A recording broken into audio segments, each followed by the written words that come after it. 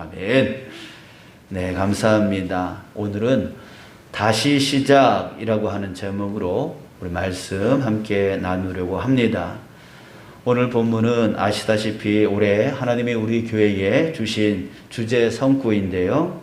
우리 전반기를 마치고 후반기를 시작하는 7월에 올해 우리에게 주님께서 주신 약속의 말씀을 다시 마음에 새기고 후반기를 시작하는 저와 여러분들 되시기를 간절히 바라겠습니다.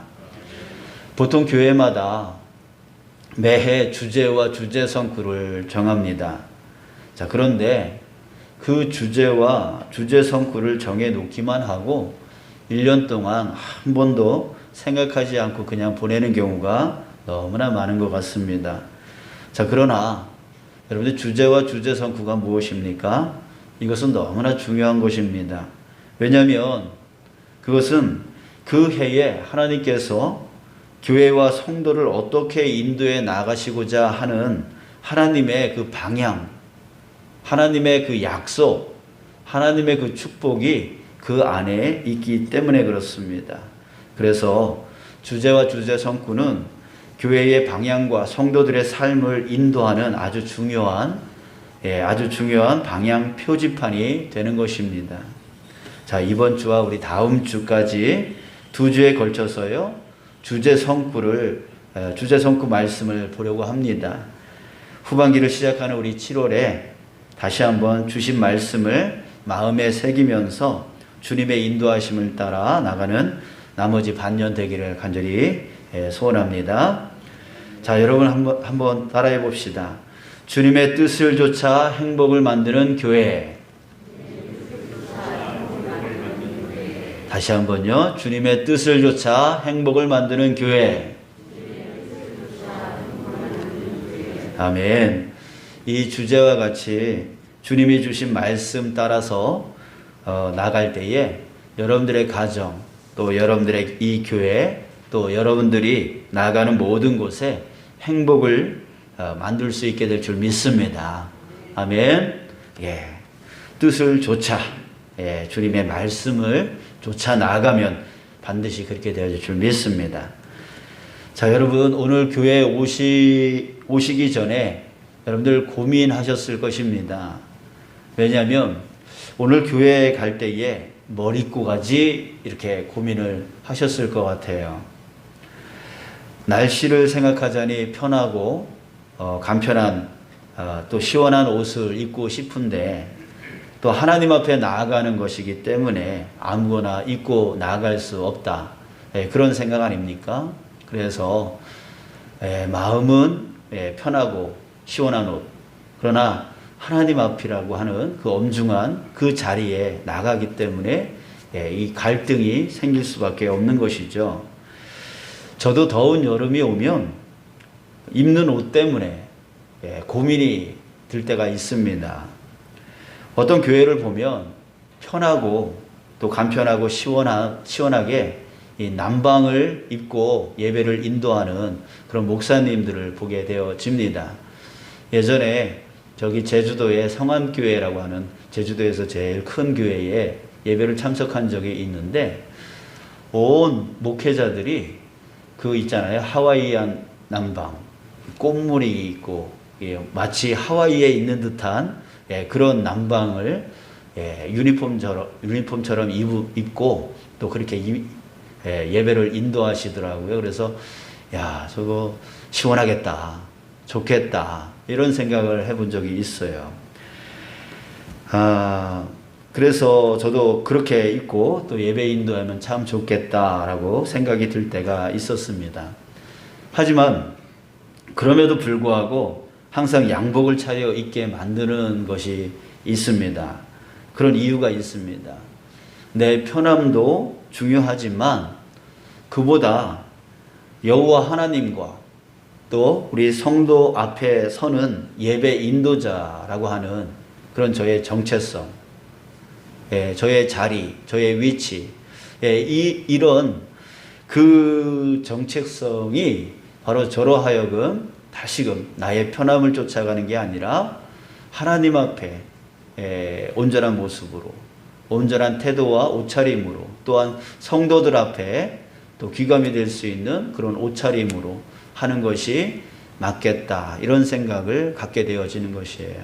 그래서 항상 마음은 편하게 시원하게 입고 싶지만 항상 지금도 땀이 겨드랑이에 막 흐르고 있지만 여러분들은 이 찬기가 아래로 내려가잖아요.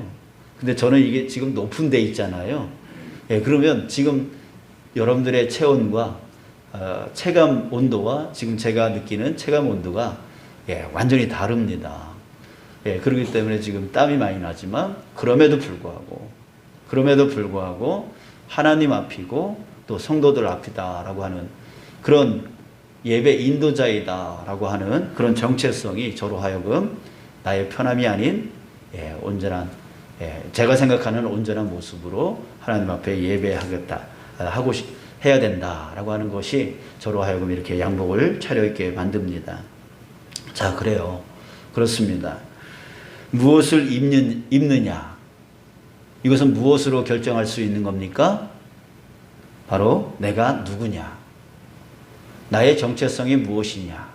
이거에 따라서 옷차림이 바뀌어질 수 있는 것이라는 거예요. 농사일을 하는 사람이라면 농사일에 맞는 옷을 입어야 되겠죠. 공장에서 일하는 사람이라면 공장에서 일하기에 맞는 그런 옷을 입어야 될 겁니다. 또 사무직에서 일하는 사람이라면 또 사무직에 맞는 옷을 입어야 되는 것이에요. 오늘 본문 12절 말씀 끝에 옷 입고 라고 하는 말이 나옵니다. 사도 바울은 골로새 교회 성도들에게 옷 입으래요. 무슨 옷을 입으라고 하냐면 긍휼과 자비와 겸손과 온유와 오래 참음을 옷 입으라 라고 말을 하고 있습니다. 왜 이것을 입으라 말하고 있을까요? 자, 아까 얘기했지만 옷은 그 사람이 누구냐에 따라서 결정된다라고 했습니다. 자, 12절 첫 부분에서 사도 바울은 골로새 교회 성도들에게 그들이 누구인지에 대해서 말해주고 있습니다. 뭐라고 합니까? 그러므로 너희는 하나님이 택하사 거룩하고 사랑받는 자처럼 이렇게 말하고 있어요. 세 가지를 말해주고 있는데 첫째, 너희는 하나님이 택한 자들이야. 두 번째, 너희는 거룩한 자들이야. 세 번째, 너희는 사랑받는 자들이야. 이 세 가지를 말해주고 있는 거예요.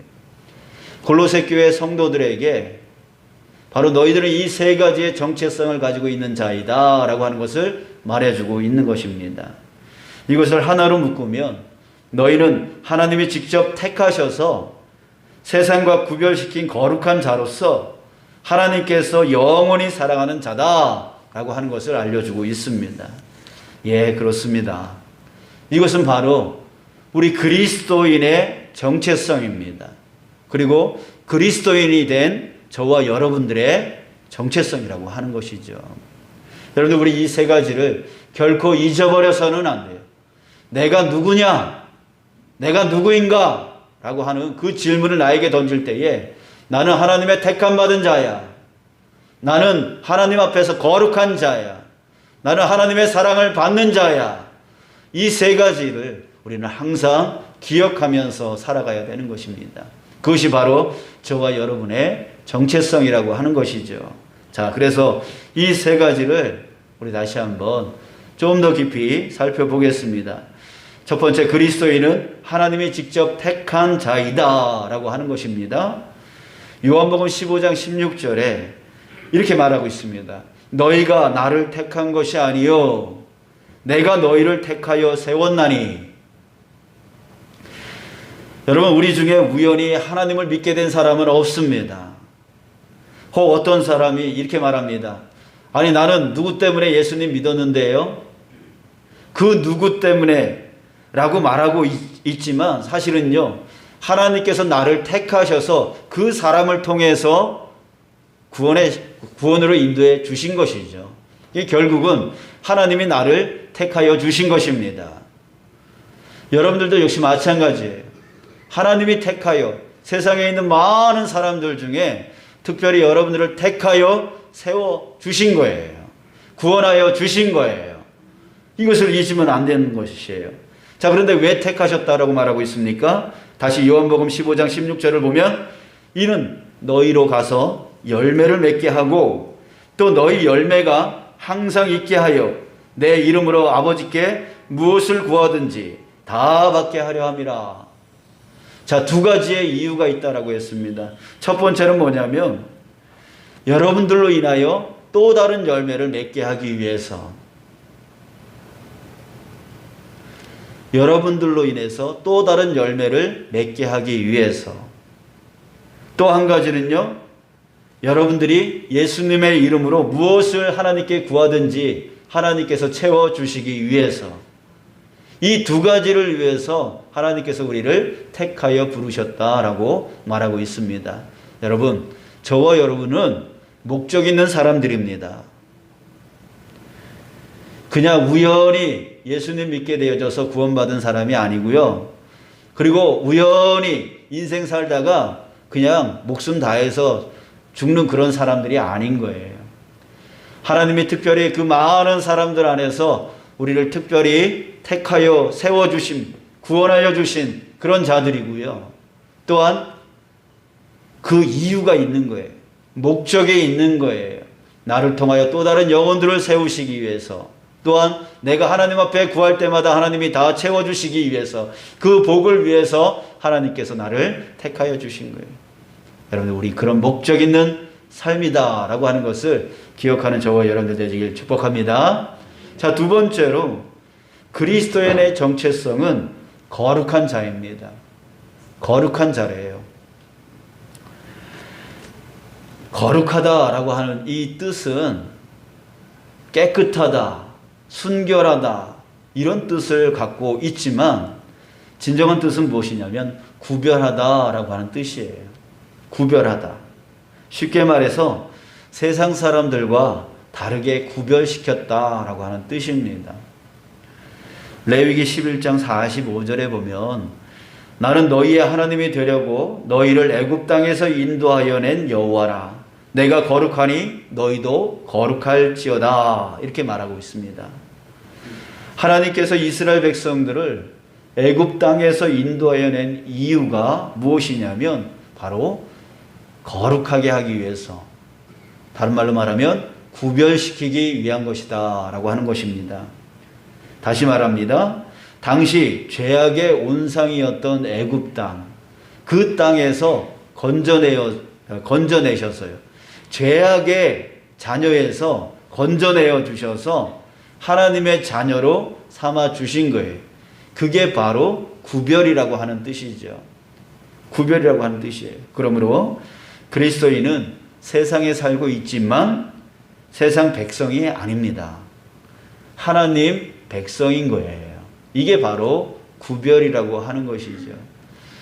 예, 어떻게 하면 깨끗하게, 저 사람들보다 깨끗하게 사느냐, 어떻게 하면 저 사람보다 온전히 살아가느냐, 이거의 차이점을 얘기하는 게 아니라 내가 세상의 자녀냐 아니면 하나님의 자녀냐, 이것을 구별시키는 것을 말씀하고 있는데, 저와 여러분들은 바로 하나님의 자녀로 구별된 자이다 라고 하는 뜻입니다.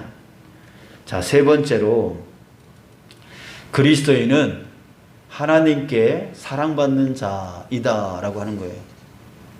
사랑받는 자이다. 여러분들, 그리스도인은 하나님의 가장 큰 사랑을 받은 자이죠. 어떤 사랑이었습니까? 바로 하나님께서 자신의 독생자를 우리를 대신해서 십자가에 죽으시기까지 하면서 우리를 구원하여 주신 거죠. 여러분들 지금 이 자리에 앉아 있는 것 자체가 하나님께서 자기 아들을 희생시켜서 여기에 앉혀주신 거예요. 여러분들 그것을 우리 기억하셨으면 좋겠습니다. 하나님의 그 아들 예수 그리스도를 희생시켜서 지금 하나님께서 여러분들을 하나님의 자녀로 삼아 주셨다라고 하는 거예요. 이보다 더 큰 사랑이 어디 있겠습니까? 저와 여러분들이 바로 그 큰 사랑을 받은 자이다 라고 하는 것입니다.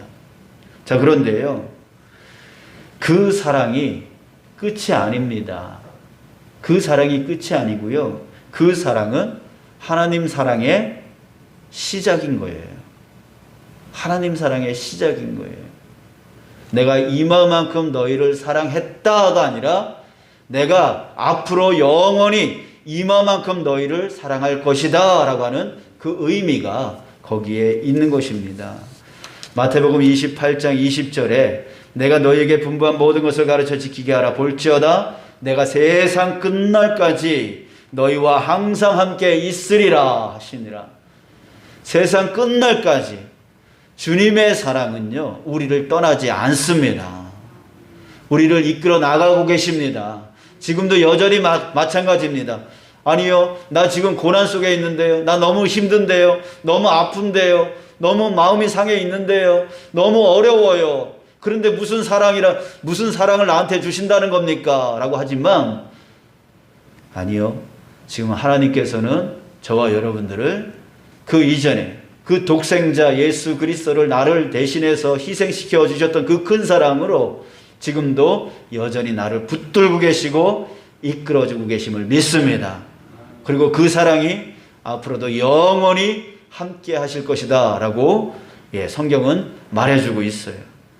요한복음 13장 1절에 6월절 전에 예수께서 자기가 세상을 떠나 아버지께로 돌아가실 때가 이른 줄 아시고 세상에 있는 자기 사람들을 사랑하시되 끝까지 사랑하시니라. 끝까지 사랑하시는 분.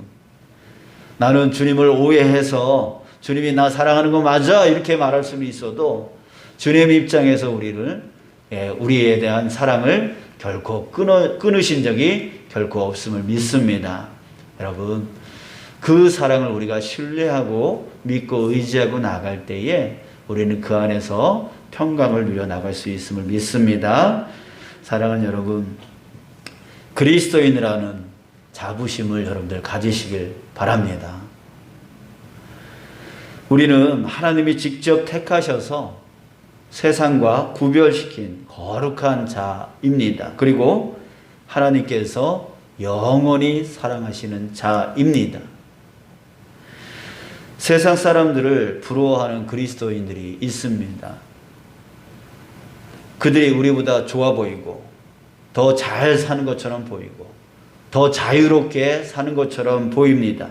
하고 싶은 거, 먹고 싶은 거, 마시고 싶은 거 마음대로 하는 것처럼 보여서 오히려 그들이 더 좋아 보일 때가 있습니다. 하지만 우리는요, 그들과 방향이 완전히 다릅니다. 목적지가 완전히 다릅니다. 눈에 보이지 않아서 사람들이 알지 못하지만 그들은 지옥을 향하고 있고요, 우리는 천국을 향하고 있는 것이에요. 그들은 멸망을 향하고 있지만 우리는 영원한 생명으로 향하고 있는 것입니다.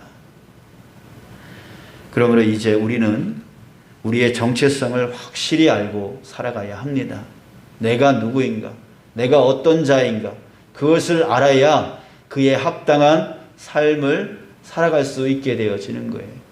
내가 누구인지를 알아야 나에게 맞는 옷을 입고 살아갈 수 있는 거예요. 여러분들은 누구이십니까? 다시 한번 묻겠습니다. 여러분들은 누구이십니까? 세 가지를 꼭 기억하셔야 됩니다. 하나님이 택한 자이다. 우리 따라해 볼까요? 하나님이 택한 자이다. 나는 거룩한 자이다. 나는 하나님의 사랑받는 자이다. 이 세 가지를 우리는 항상 기억해야 되고 그에 합당한 옷을 입으며 살아가야 되는 거예요. 그것을 바로 사도 바울이 그 골로새 교회 성도들에게 가르쳐주고 있는 거예요. 자, 우리 다시 한번 상기합시다. 자, 그래서 어떤 옷을 입어야 된다라고 말하고 있습니까? 12절, 긍휼과 자비와 겸손과 온유와 오래 참음을 옷 입어야 된다라고 말하고 있어요. 다시 말해서요, 남의 잘못을 내 잣대로 판단해서 비난하려 하기보다는 그 사람의 입장을 먼저 생각해 보고 불쌍히 여기는 마음을 가져야 한다라고 하는 것이에요. 그리고 또한 넓은 마음으로 이해하고 남을 존중하고 따뜻한 언어를, 따뜻한 행동을 취하고 그리고 오래 참아줄 줄 알아야 된다라고 하는 것입니다. 여러분들, 내 모습을, 우리 자신의 모습을 한번 돌아보시면서 내가 입어야 될, 우리가 입고 살아가야 될 이 옷을 다시 한번 마음판에 새겼으면 좋겠습니다. 또한 13절을 보십시오. 누가 누구에게 불만이 있거든 서로 용납하여 피차 용서하되 주께서 너희를 용서하신 것 같이 너희도 그리하고. 여러분들, 오늘 이 말씀에 보면은 누가 누구에게 불만이 있거든 불만을 가지지 말라라는 말을 하지 않습니다. 우리가 살면서요, 불만이 생기지 않을 수가 없어요. 내 아내에게, 내 남편에게, 내 가족에게, 또 내 이웃에게, 나와 함께 믿음의 생활을 하는 내 성도들에게 불만이 생기지 않을 수가 없어요. 그 불만이 생기는 것까지 뭐라고 하지 않는다는 거예요, 성경은. 그러나 중요한 것은요, 그 불만을 어떻게 다루어 나가야 될 것인가에 대해서 말하고 있습니다. 생길 수밖에 없는 그 불만, 가족 안에서, 교회 안에서, 또한 직장, 어떤 공동체 안에서 생길 수밖에 없는 그 불만을 내가 그리스도인으로서 어떻게 다루어 나가야 되느냐, 이것을 우리에게 가르쳐주고 있습니다. 어떻게 말하고 있습니까? 서로 용납하라고 합니다. 용납하래요. 피차 용서하되 주께서 너희를 용서하신 것 같이 너희도 그리하다라고 말하고 있습니다. 우리 그리스도인이 해야 될 것은 불만하지 않는 것을 노력하는 게 아니라 불만이 생길 수밖에 없는 그 상황 가운데서 용납할 수 있어야 된다는 거죠. 용서할 수 있어야 된다라고 하는 것이에요. 자, 그런데 여러분들, 용서가 쉽습니까? 용서가 잘 됩니까? 용서 잘 안 돼요. 용서 잘 안 돼요. 생각만 하면 머리가 쭈뼛쭈뼛 쓸 때가 있고요. 뒷목이 저려올 때가 있고요. 밤잠 잘 못 잘 때가 있습니다. 여러분들, 그럴 때에 그러면 어떻게 용서하라고 하는 겁니까? 친절하게도 또 사도 바울이 잘 가르쳐주고 있어요. 주께서 너희를 용서하신 것 같이 너희도 그리하고, 이렇게 말하고 있습니다. 여러분, 가끔씩 그렇습니다. 이런 생각이 들 때가 있어요. 나 같은 죄인도 주님이 용서하시고 이렇게 목사로 쓰시는데 내가 그 사람을 용서하지 못하겠나, 이런 마음이 들 때가 있습니다. 그래요. 내 잣대로 보면 저 사람은 용서받지 못할 놈이에요. 그러나 여러분, 우리 자신을 보면 주님께서 나 같은 죄인을 용서하지 않으셨습니까? 나 같은 자를 용서하시고 또 이마만큼 사용하고 쓰시고 계시지 않습니까? 나 같은 자도 용서받고 이렇게 쓰임받는데 어떻게 저 사람이라고 용서를 못해 주시겠습니까? 여러분들, 그렇게 더 큰 죄를 용서받은 자라고 생각한다면 작은 죄에 대해서 용서가 될 수 있게 되어지는 것이죠.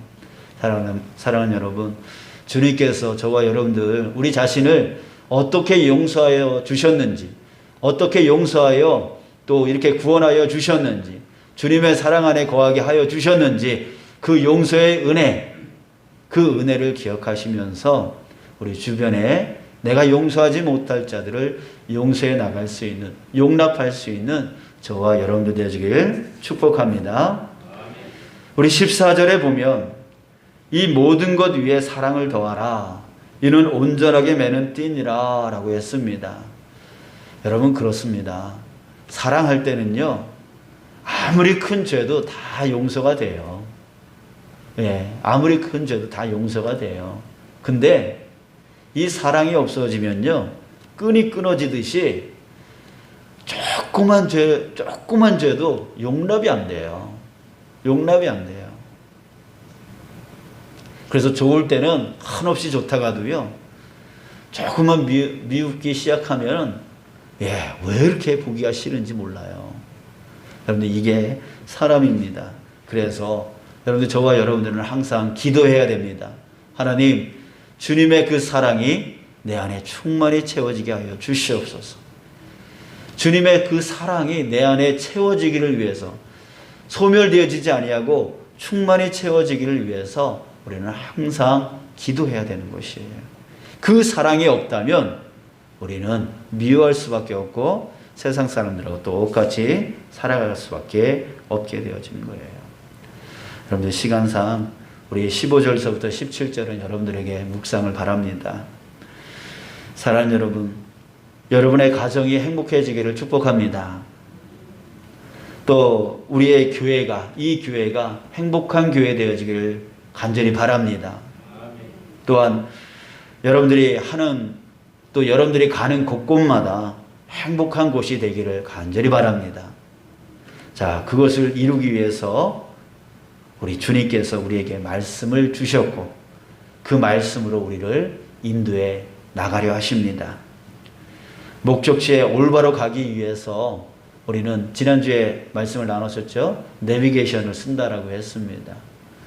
그렇다면 내비게이션을 쓴다고 되어지는 것이 아니라 내비게이션이 말해주고 있는 그 길로 왼쪽으로 가라면 왼쪽 가야 되고 오른쪽으로 가라면 오른쪽으로 가야 되고 직진으로 가라면 직진으로 가야 됩니다.